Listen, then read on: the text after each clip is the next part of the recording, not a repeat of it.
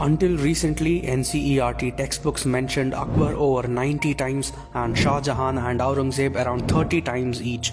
But key Indian rulers like Rani Durgavati, Ahilyabai Holkar and Chhatrapati Shivaji got barely a mention.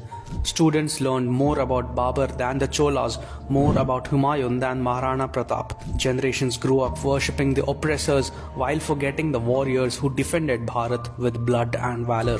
But not anymore. Things have started changing ever since the Modi government came to power. NCERT has introduced several major changes in the textbooks of classes 6, 7 and 8. Take a look at 7 major changes. Mughal chapter, brutality over glorification. The revised NCERT Class 8 Social Science textbook takes a far more honest look at the Delhi Sultanate and Mughal rule, highlighting the religious intolerance and violence, marking a major shift from earlier editions. Babur is portrayed as a ruthless invader who massacred entire populations, built towers of skulls, and enslaved women and children. Akbar's reign is shown as a mix of brutality and accommodation, with references to the massacre of 30,000 civilians in Chittorgarh and temple demolitions, even as he later promoted tolerance.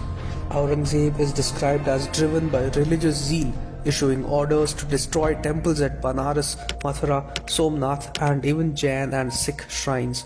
The textbook also covers Alauddin Khilji's general Malik Kafur, who raided sacred Hindu cities like Srirangam, Chidambaram, Madurai and possibly Rameshwaram. Bharat through Mahabharata.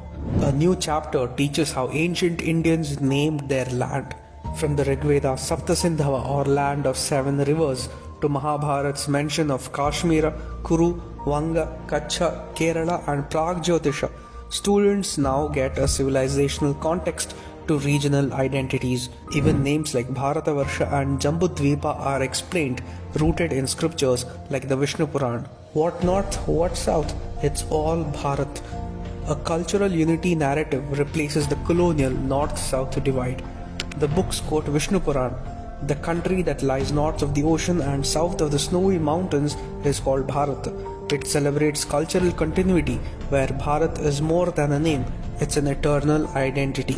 Dismantling oppressor-oppressed caste narrative. No more Marxist filters. The textbooks now present a balanced view of Jati and Varna. Jati is shown as a community-based skill system, not as oppression but as interdependent societal order. Varna is explained as duty-based. Brahmins, knowledge; Kshatriyas, protection; Vaishyas, trade; and Shudras, service. The lens is decolonized. The narrative is now dignified with no meniality associated with the term Shudra. Cultural cartography of Bharat.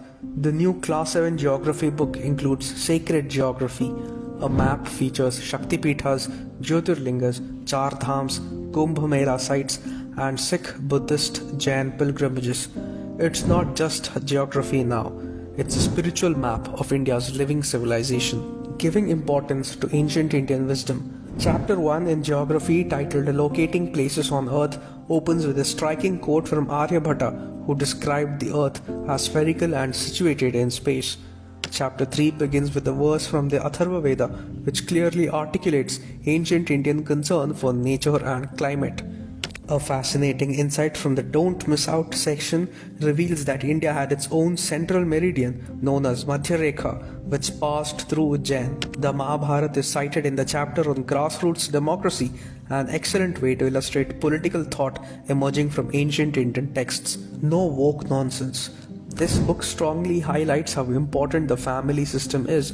It even has a full chapter dedicated to it.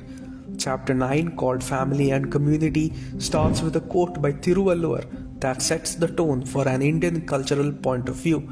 Love and dharma are the flower and fruit of family life. A traditional joint family is shown sitting together, grandparents, parents and children. It talks about the family as one of the oldest and most important parts of Indian society, not just a social setup, but a core of our civilization. The Modi government has not just changed textbooks, it's a correction in the nation's memory.